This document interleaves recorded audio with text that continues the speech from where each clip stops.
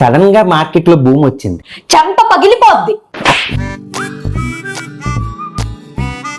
సరే అండి, తప్పకుండా వస్తాం. తనకు వచ్చాక చెప్తాను నేను. Okay, thank you. ఏంటి కన్నా ఎవరొచ్చారు ఇంటికి? ఎదిరింటి వాళ్ళు వచ్చారు కన్నా, ఇన్విటేషన్ ఇవ్వడానికి. దేనికి? పెళ్లి రోజుగా పుట్టినరోజుకే? గృహ ప్రవేశానికి. ఫోను మారిందేంటి?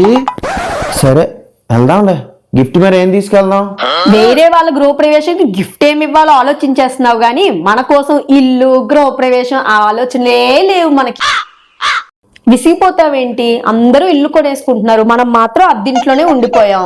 ఈ ఇల్లు కూడా బానే ఉంది కదరా, ఏ డిస్టర్బెన్స్ లేకుండా. అవును, ఏ డిస్టర్బెన్స్ లేదు, ఒక్క రెంట్ తప్ప. అయినా పెళ్ళైన కొత్తలో నువ్వేమన్నావు, నీకేమైనా గుర్తుందా? Flash back. 6 నెలల్లో ఇల్లు కొనేస్తానండి.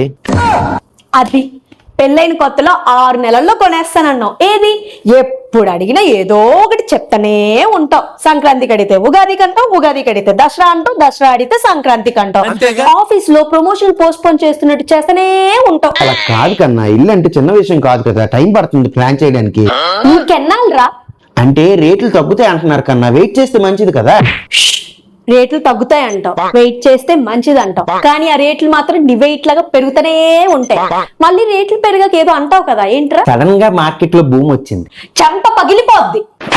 భూమా, కొబ్బరి బోండామా? అసలు నీ గోల ఏంట్రా? అది కాదు కన్నా, అందరి ఇంట్లో ఏదో ఒక ఫంక్షన్ అవుతూనే ఉంది. మనం ఇల్లు కొంటే గృహప్రవేశం ఫంక్షన్ చేయొచ్చు కదా. ఫంక్షన్ కోసమా దీని గోల?